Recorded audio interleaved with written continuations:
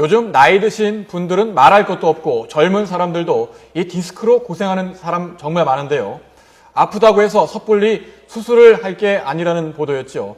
그러면 어떻게 해야 하는 건지 전문가 모시고 자세한 이야기 나눠보도록 하겠습니다. 네, 대한통증학회 홍보이사를 맡고 있는 한양대 구리병원 신재한 교수 나오셨습니다. 안녕하세요. 네, 안녕하세요.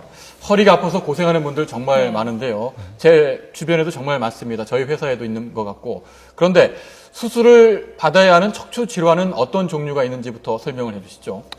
네, 대개 그 요하지통이라고 말하는데요. 그 예. 요하지통을 일으키는 병에는 흔히 말하는 디스크라고 불리는 추간판 탈출증이나 예. 그다음에 어르신들이 많이 요즘에 호소하시는 척추관 협착증, 그 외에도 척추의 불안정성을 야기하는 척추 전이증이나 골절 등이 있는 경우에 예. 그런 경우에 통증이 지속되거나 혹은 신경 손상이 있는 경우에는 수술을 고려해 볼 수 있겠습니다. 예. 네, 이름이 워낙 좀 어렵고 다양해서 이제 일반인 분들은 잘 구별을 잘 못하실 것 같고 보통 허리 통증이 많이 심하면 병도 좀 깊은 게 아닌가 이렇게 생각이 되는데 실제로 그렇습니까? 예, 일반적으로 그렇게 생각할 수는 있는데요. 네. 예. 반드시 통증의 정도와 그 병의 경중이 일치하지는 않습니다. 저희가 그 흔히 병원에서 많이 하는 MRI라는 거를 촬영해 보면은 실제 디스크는 크게 나와 있지만 증상은 미미한 경우도 있고요. 그다음에 또 경우에 따라서는 그 디스크들이 시간이 지남에 따라서 자연적으로 흡수되는 경우가 있는 것으로 이미 보고가 돼 있고 예. 이렇게 알려져 있습니다. 예. 근데 허리가 아프면 정말 견디기 힘들지 않습니까? 그러다 보니까 병원을 가서 의사 선생님을 만나면 수술을 해야 된다 이렇게 말씀을 해주시는 분도 많고 환자 스스로 이게 너무 아프니까 수술을 꼭 받아야 되는 게 아닌가 생각하기 쉬운데 수술을 받아야 되는 기준이 있습니까? 네, 저기 교과서적으로 정확하게 말씀을 드리면은요. 예. 되게 신경 손상이 있는 경우에 수술을 하도록 권하고 있습니다. 예. 신경 손상이라는 것은 팔다리에 힘이 빠져서 팔다리에 마비가 오거나 혹은 배뇨장애, 대소변을 가리기 힘든 상황이 되면은 예. 신경 손상으로 의심을 해서 그런 경우에는 수술을 꼭 해야 되지만 반드시 아프다고 당장 수술을 해야 될 필요는 없습니다. 그러니까 심각한 경우에는 이제 꼭 수술을 해야 되는데 반드시 해야 되는 건 아니라고 하셨는데 주변에서 보면요. 수술 받고 나서 상태가 더 안 좋아지신 분들도 있더라고요. 뭐 부작용도 있고요. 어떤 경우에 그런 건가요? 네, 실제로 수술을 많이 하게 되시는데 수술 자체가 문제가 되는 것이 한번 수술을 하시고 나면은 그걸 다시 원상태대로 되돌릴 수가 없습니다. 예. 그리고 수술을 하신다고 해서 100% 통증이 완화되는 것이 아니고 또 시간이 경과함에 따라서 재발률이 좀 증가하게 되겠습니다. 따라서 수술을 하실 때는 좀 신중을 기하셔야 되겠고요. 예. 또 하나는 수술 중이나 후에 출혈이나 혹은 감염 혹은 또 신경 손상과 같은 예. 부작용이 나올 수 있기 때문에 주의가 필요하겠습니다. 예.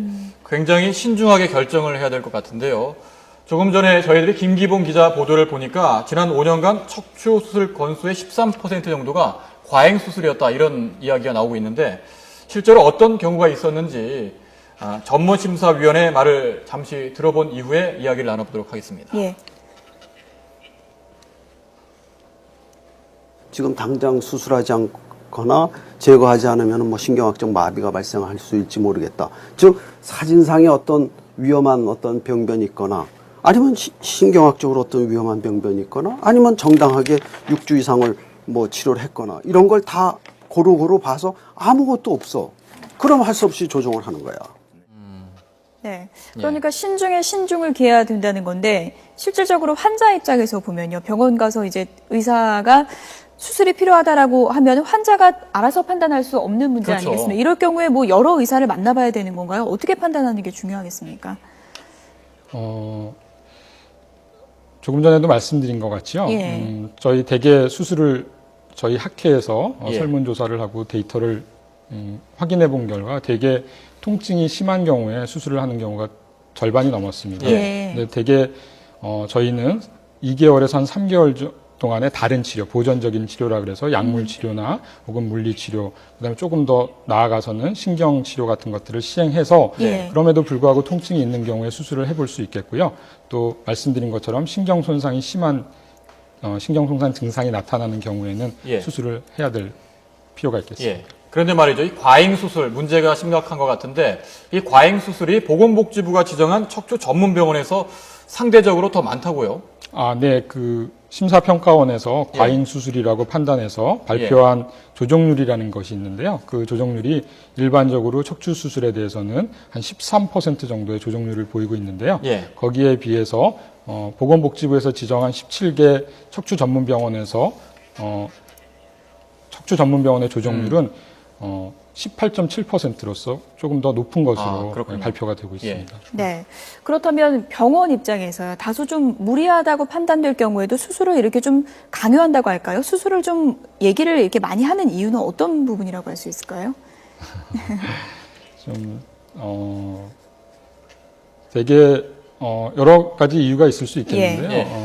하나는 예를 들어서 이 수술이 통증이 너무 심한데도 불구하고 환자분들한테 계속 보존적 치료를 하면서 견디시라고 그런다면은 예. 환자분들이 좀 견디기 힘드실 거고 예. 또 다른 병원을 가시게 되면 또 그 병원에서 수술을 권하게 되면 결국 수술을 하시게 되니까 의사들이 또 좀 문제가 될 수 있으니까 수술을 하시라고 그럴 수 있고요. 예. 또 하나는 또 아무래도 척추 수술하는 의사가 많은 나라는 척추 수술이 많다고 합니다. 대개 척추 수술하는 의사분들이 예. 수술이 자신이 있기 때문에 보통 수술을 권하실 수 있게 되겠죠. 예. 요즘은 수술 말고도 비수술적 요법이라고 해서 여러 가지 정보들이 나오고 있지 않습니까? 뭐 지하철을 타도 이렇게 광고가 붙어 있는 경우도 있고 신문에도 광고가 나오는 경우가 있고요. 이러다 보니까 이런 비수술적 요법을 선택하는 환자들이 많이 늘고 있는 것 같습니다. 그런데 비수술적 요법 자체도 과잉 시술이 될 수 있고요. 특히 비급여 대상이다. 그래서 병원에서 추천을 많이 한다. 이런 말도 나오던데 어떻게 보시는지요? 네, 그 수술과 마찬가지로요. 시술이라고 흔히 요즘에 각광받고 있는 시술이라고 하는 것도 마찬가지의 그런 적응증을 가지고 해야 되겠습니다. 우선 통증이 있으면은 안정을 취하시면서 보존적인 치료를 하시고 그럼에도 불구하고 지속적으로 통증이 있고 그런 경우에는 시술을 네. 고려해 봐야 되겠습니다. 네. 예. 보통 이제 주변에 허리 아픈 사람이 있으면요. 척추 안 좋으니까 좀 쉬라고 얘기하는 분들도 계시고요. 또 안 좋으니까 그래도 꾸준히 운동을 조금씩이라도 해야 된다라고 이제 얘기하는 것도 있는 것 같습니다. 어느 쪽을 믿어야 되는 건가요? 예, 당연히 급성 통증이 있어서 지금 현재 아프신 상태면은 당연히 안정 가료 집에서 쉬시면서 안정을 예. 취하시는 게 가장 중요하겠습니다. 그러면서 보존적인 치료를 하신다면 대개의 경우 증세가 좋아지시고요. 네. 그다음에 운동을 하시라는 거는 그 증세가 소실된 이후에 그다음에 꾸준하게 한 3개월 이상을 매일 본인이 견딜 수 있는 정도의 강도로 해서 차츰차츰 높이면서 예. 꾸준히 운동을 하시면 척추 건강에도 도움이 될 수 있겠습니다. 네. 허리 통증이 있으신 분들, 수술을 고려하고 있는 분들께 좋은 정보가 됐으면 좋겠습니다. 네. 예. 한양대 구리병원의 신재향 교수였습니다. 도움 말씀 고맙습니다. 네, 고맙습니다. 감사합니다.